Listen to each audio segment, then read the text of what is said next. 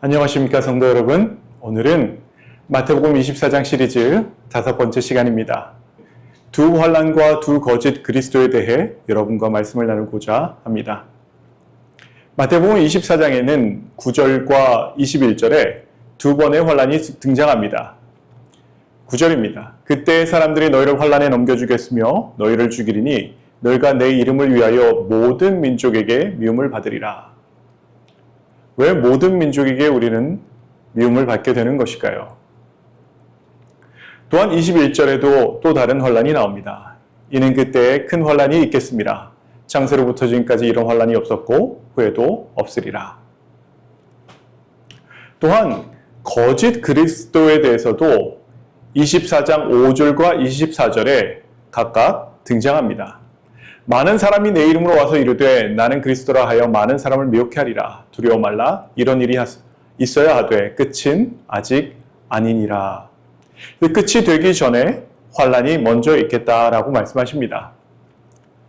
네, 24절에도 거짓 그리스도에 대해서 말씀하고 계십니다.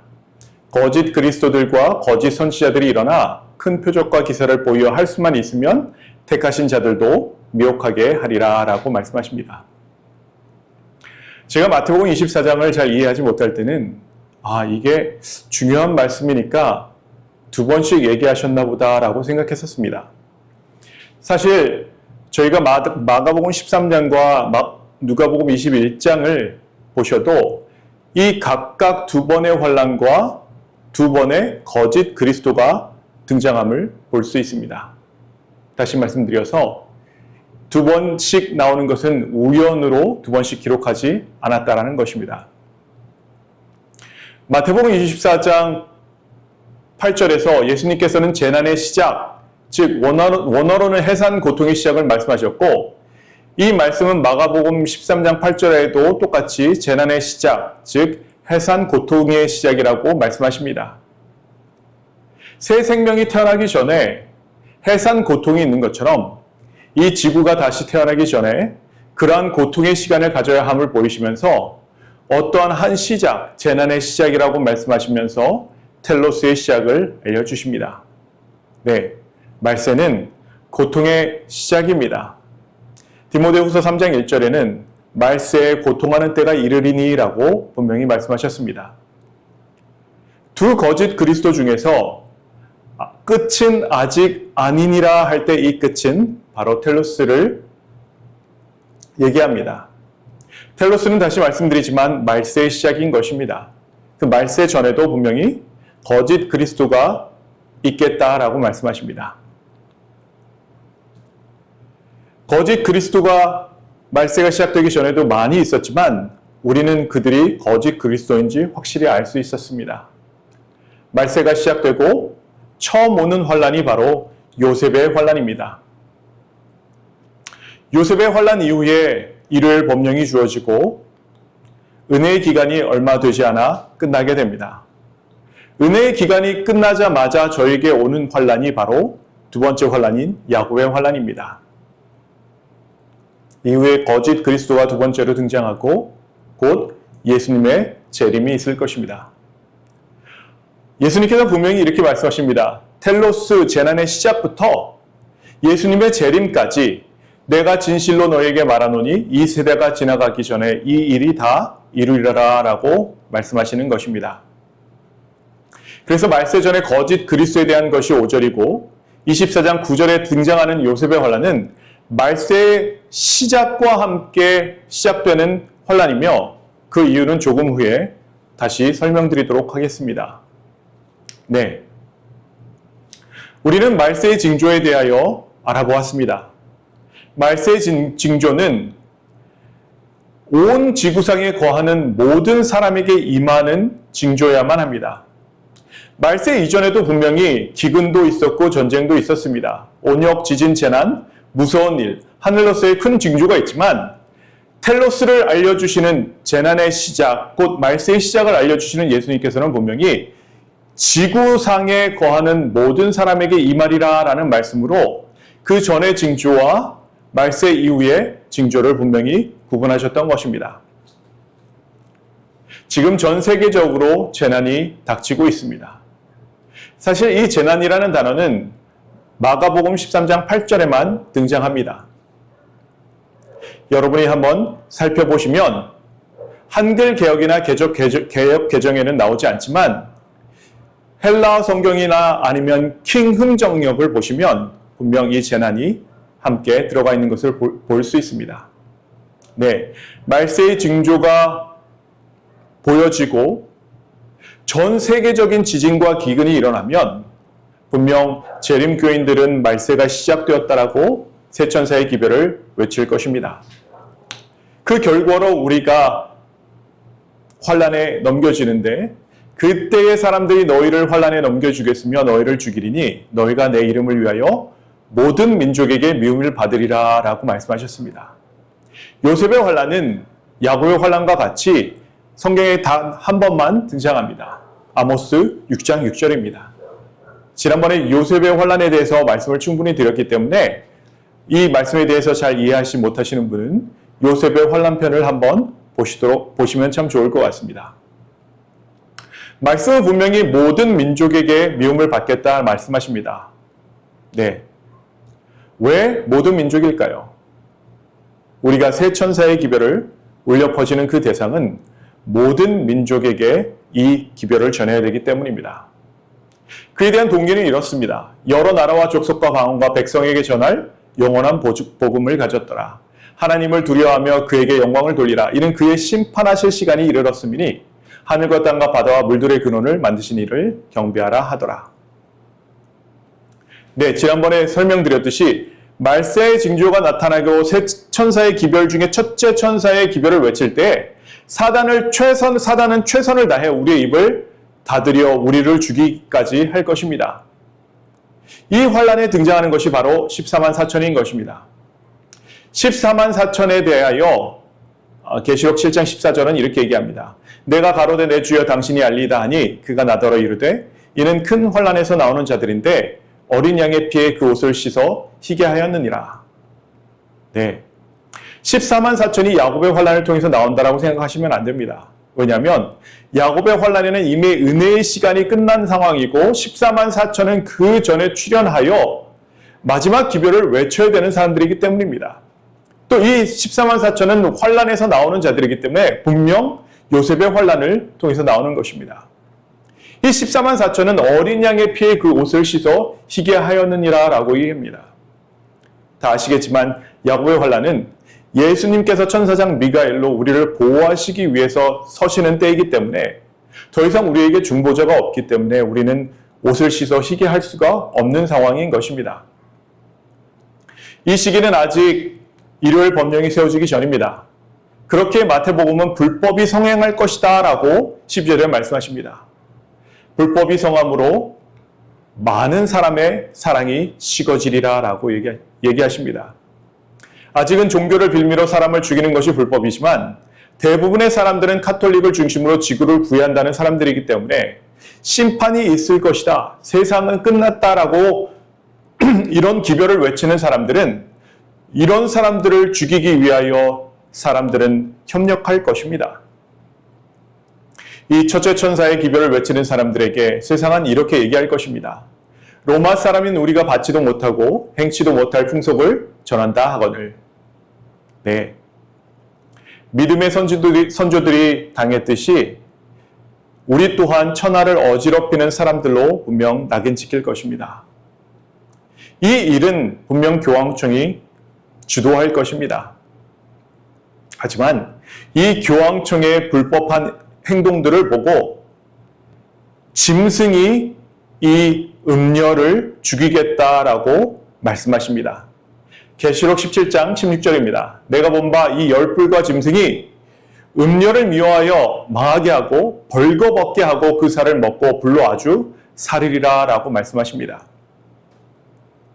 위 성경적에서 짐승은 누구일까요? 네, 여기서 나타나는 짐승은 맨 마지막에 이 세상 끝까지 갈 그 짐승, 7번째 나라로 등장한 바로 미국입니다. 왜 미국이 7번째고 8번째가 바티칸인 것은 라테란 조약이 1929년에 조약되면서 체결되면서 미국보다 바티칸이 나중에 등장하기 때문입니다. 왜 이 음녀를 죽이게 되는지에 대해서는 세 천사의 기별에 대해 시리즈를 준비하고 있는데 그 편에서 설명하도록 하겠습니다. 우리가 둘째 천사, 셋째 천사의 기별인 마지막 기별을 외칠 때에 일요일 법명이 주어질 것입니다. 그러므로 너희가 선지자 다니엘이 말한 바 멸망에 가증한 것이 거룩한 곳에 선 것을 보거든 읽는 자는 깨달을진저. 이 사건은 분명 일요일 법령을 얘기하고 있음을 지난 시간에 설명드렸었습니다. 네, 일요일 법령이 만들어지고 예수님께서는 우리가 이제 도망해야 한다라고 말씀하십니다. 그때 유대에 있는 자들은 산으로 도망할지어다. 지붕 위에 있는 자는 집 안에 있는 물건을 가지러 내려가지 말며 밭에 있는 자는 겉옷을 가지러 뒤로 돌이키지 말지어다. 그 날에는 아이 벤 자들과 젖먹이는 자들에게 화가 있으리로다. 너희의 도망하는 일이 겨울이나 안식일이 되지 않도록 기도하라 라고 말씀하십니다. 법적으로 이제는 우리를 핍박할 충분한 근거가 마련되어 있기 때문입니다. 예언의 시간표대로 따져본다면 그래서 일요일 법령과 은혜의 기간이 끝나는 시간까지의 중간에 주어진 시간은 결코 긴 시간이 될 수 없습니다. 저는 어려서 일요일 법령이 주어지면 그때 예수님을 잘 믿어야지라는 생각을 했었지만 그것이 얼마나 위험한 생각이었는지 말씀을 공부하며 알게 되었습니다. 일요일 법령이 주어지고 얼마 시간이 지나지 않아 은혜의 기간이 끝나며 전 세계 거민들은 자신들도 모르는 사이에 이러한 판결을 받게 됩니다. 불의를 하는 자는 그대로 불의를 하고 더러운 자는 그대로 더럽고 의로운 자는 그대로 의를 행하고 거룩한 자는 그대로 거룩되게 하라라는 판결입니다. 이때 하나님의 인을 받지 못한 사람들은 7 재앙을 받게 되고 구원이 확정된 성도들은 이 성도들이 받을 환란이 바로 야곱의 환란입니다. 이 야곱의 환란을 말세 중 2번째 환란으로 은혜의 시간이 끝난 후에 바로 주어집니다. 이는 그때에 큰 환란이 있겠습니다. 창세로부터 지금까지 이런 환란이 없었고 후에도 없으리라. 여러분, 이런 환란이 없었고 후에도 없다라는 것은 유일무이한 환란이라는 것입니다. 그 환란이 너무나 커서 다른 환란과 비교할 수 없이 큰 환란이라는 것입니다. 저는 이 환란이 야곱의 환란임을 확신할 수 있는 이유가 제가 그냥 그렇다라고 해서 그런 것이 아니라 성경절에서 분명히 저에게 확신을 주고 성경에 나오는 모든 표현이 야곱의 환란인 줄 알 수 있게 해놓으셨기 때문입니다. 네, 야곱의 환란은 예레미야 30장 7절에 등장합니다. 슬프다 그날이여 비할 데 없이 크니 어떻다고요? 네, 비할 데 없이 크다라고 말씀하십니다. 전에도 없고 후에도 없는 비할 데 없는 그 환란, 야곱의 환란이 때가 되미로라마는 그가 이에서 구하여 냄을 얻으리로다라고 말씀하십니다. 한 성경절을 더 볼까요? 바로 다니엘서 12장 1절에 있는 말씀입니다. 그때 내 민족을 호위하는 대군 미가엘이 일어날 것이요 또 환란이 있으리니 이는 개국 이래로 그때까지 없던 환란일 것이며 그때 내 백성 중에 무릇 책에 기록된 모든 자가 구원을 얻을 것이다 라고 말씀하십니다. 개국 이래로 그때까지 없던 환란, 즉 가장 크고 전무후무한 환란을 말씀하시는 것입니다. 그래서 우리는 성경에서 표현된 확실한 표현들이 있기 때문에 마태복음 24장 21절에 나오는 환란은 분명 야곱의 환란임을 확신할 수 있는 것입니다. 마가복음에서도 이 환란은 야곱의 환란의 특성을 잘 보여주고 있습니다. 이는 그 날들을 환란의 날이 되겠습니다. 하나님의 창조하신 창조부터 지금까지 이런 환란이 없었고 후에도 없으리라 라고 말씀하십니다. 네, 이 야곱의 환란을 마태복음 24장 9절에서 말씀하셨던 우리가 죽게 될 수도 있는 환란이 아닙니다. 야곱의 환란에 대해서 엘렌 G 화이트 선지자는 이렇게 기록하였습니다. 마지막 환란의 때에 대해서 하나님의 백성들은 고난을 면치 못할 것이다. 박해와 고통을 당하고 궁핍과 고난을 견딜지라도 그들은 죽도록 버려지지 않을 것이다 라고 말씀하십니다. 네. 천사장 미가엘이 다니엘서 12장 1절로 저희를 보호하시기 위해서 일어나셨기 때문에 단 한 사람도 지나쳐 버리지 않으실 것이라고 말씀하십니다. 악한 자들이 기근과 질병으로 죽어갈 동안 천사들은 의인들을 보호하고 그들의 필요를 채워줄 것이라고 분명히 약속하고 계신 것입니다. 이 말씀은 예레미야 30장 7절과도 일맥상통합니다. 왜냐하면 야곱의 환란의 때가 되미로다마는 그가 이에서 구하여 냄을 얻으리로다라는 약속이 주어졌기 때문입니다. 또한 다니엘서 12장 1절에도 똑같은 표현이 나옵니다. 내 백성 중에 무릇책에 기록된 모든 자가 어떻게 된다고요? 구원을 얻을 것이다 라고 말씀하십니다.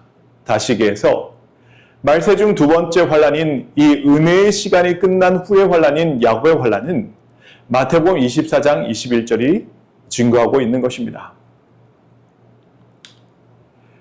물론 이 날은 길지 않을 것입니다. 마가복음 13장 20절에는 이렇게 말씀하십니다. 만일 주께서 그 날들을 감하지 아니하셨다면 모든 육체가 구원을 얻지 못할 것이오늘 자기의 택하신 백성을 위하여 그 날을 감하셨느니라 라고 말씀하고 계십니다. 네,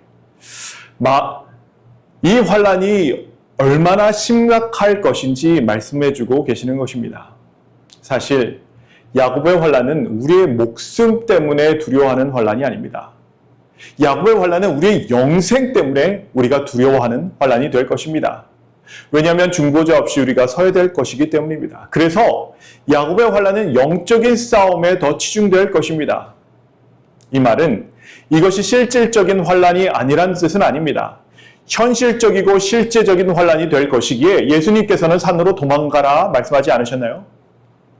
안식일과 일요일이 영적으로 서로 대치될 것이고 참 하나님과 거짓 예수의 싸움이 될 것입니다.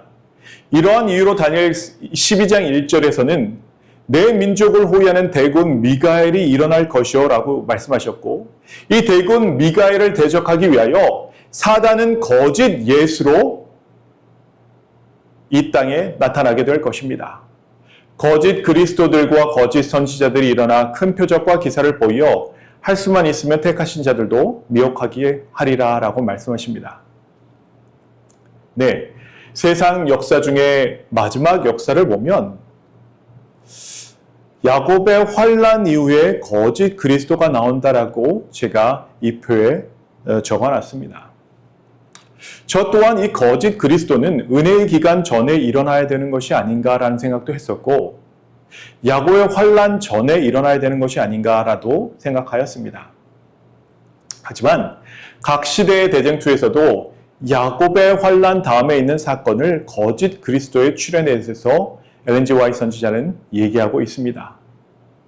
이 세상의 은혜의 기간이 끝났을 때 예수님의 사람들과 사단의 사람들이 모여야 하는데 거짓 그리스도의 역할을 통해 사단은 그의 사람들을 한 깃발 아래로 집결하게 할 것입니다. 그래서 야곱의 환란 이후에 있는 것이 거짓 그리스도입니다. 이 거짓 그리스도에 대하여 사단 자신이라고 엘렌 G. 화이트는 이렇게 설명해 놓았습니다. 큰 기만적 영국의 주역으로서 사단은 자기 자신을 그리스도로 가장할 것이다. 그는 그리스도의 재림을 희망의 성취로 오랫동안 고대하고 있노라고 공언해 왔다. 이제 그 큰 기만자는 그리스도께서 이미 오신 것처럼 보이게 할 것이다. 사단은 세계 각처에서 요한이 하나님의 아들에 관하여 계시록에 묘사한 바와 같이 실로 위엄 있고 광이 찬란한 모습으로 자신을 사람들 앞에 나타낼 것이다. 그를 두르고 있는 영광은 사람이 일찍이 목격한 일이 없는 찬란한 광경이다 라고 적어 놓았습니다. 네, 성도님. 우리는 이런 거짓 그리스도에 대해서 속을 필요가 없습니다. 왜냐하면 그 누가 되었던 아무리 예수님 같고 하나님 같다 하여도 예수님의 재림은 공중에서 이루어질 것이고 우리는 공중에서 예수님을 만날 것이라고 말씀해 놓으셨기 때문입니다. 그 누가 되었던 이 땅에 내려와서 사람들을 만나는 그 순간 그가 거짓 그리스도임을 증거하고 있을 것입니다. 또한 더하여 거짓 그리스도는 예수님의 재림의 광경을 모방하도록 허락됨을 받지 않았다라고 엘렌 G. 화이트는 기록하고 있습니다. 데살로니가전서 4장 17절에는 이렇게 기록되어 있습니다. 그 후에 우리 살아남은 자도 저희와 함께, 저희가 누구죠? 네, 부활한 사람들입니다. 부활한 성도들과 함께 구름 속으로 끌어올려 공중에서 주를 영접하게 하시리니 그리하여 우리가 항상 주와 함께 있으리라. 다시 얘기해, 우리는 공중에서 예수님을 만날 것이라고 확실하게 말씀하신다는 것입니다. 하지만 이 거짓 그리스도의 모습은 너무도 예수님과 닮아 있고 감쪽 같기에 이 거짓 그리스도, 은혜의 기간이 끝나고 나타나는 이 거짓 그리스도에 대해서 예수님은 2번이나 믿지 말라 라고 말씀하시는 것을 보게 됩니다. 그때의 사람이 너희에게 말하되 보라 그리스도가 여기 있다 혹 저기 있다 하여도 어떻게 하지 말라고요? 믿지 말라. 그러면 사람들이 너희에게 말하되 보라 그리스도가 광야에 있다 하여도 나가지 말고 골방에 있다 하여도 믿지 말라라고 말씀하십니다. 사실 말세전 텔로스가 시작되기 전에도 거짓 그리스도가 출현할 것이다 라고 예수님께서는 분명 말씀하셨습니다. 하지만 이렇게 말씀하십니다. 너희는 삼가 두려워 말라. 이런 일이 있어야 하되 끝은 아직 아니니라 라고 말씀하십니다.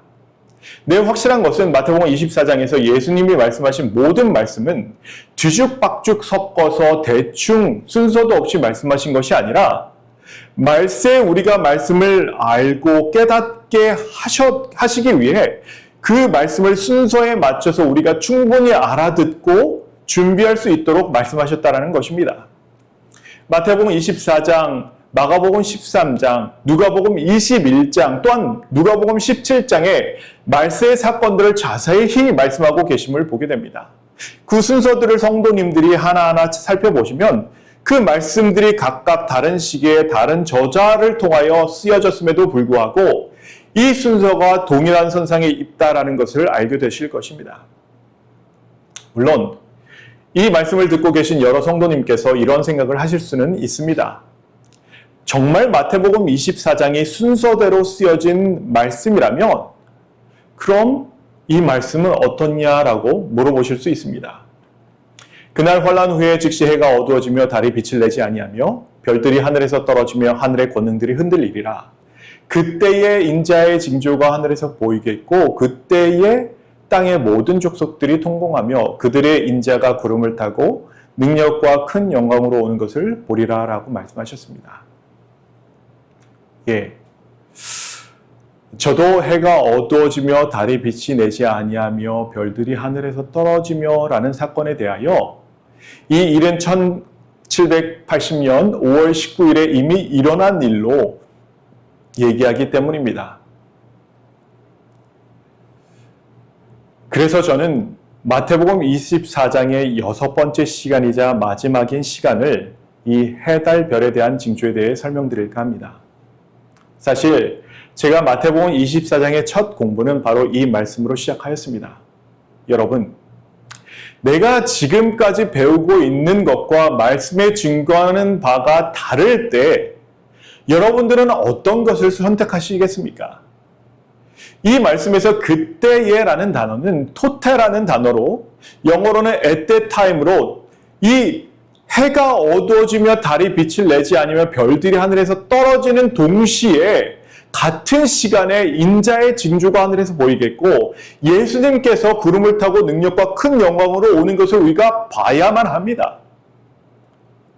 만약 이 사건이 1780년에 일어난 사건이 확실하다면 그리고 우리가 또 주장하는 바 성경에는 오류가 없다면 예수님은 왜 1780년에 오시지 않았는가요? 어쩌면 저희의 이 주장이 서로 싸우는 것이 아닌가 생각해 보게 됩니다. 말씀은 단 한 단어라도 우습게 보거나 지나쳐 보거나 내 뜻대로 봐서는 안 됩니다. 예수님께서 율법에 대해 말씀하실 때 1획 1점도 없어지지 아니한다라고 말씀하셨습니다. 그 말씀은 한 단어도 하나님께서 대충 쓰셨다라는 것이 아니란 뜻입니다. 네, 이 말씀은 너무도 확실하게 여러분도 깨달으실 수 있습니다.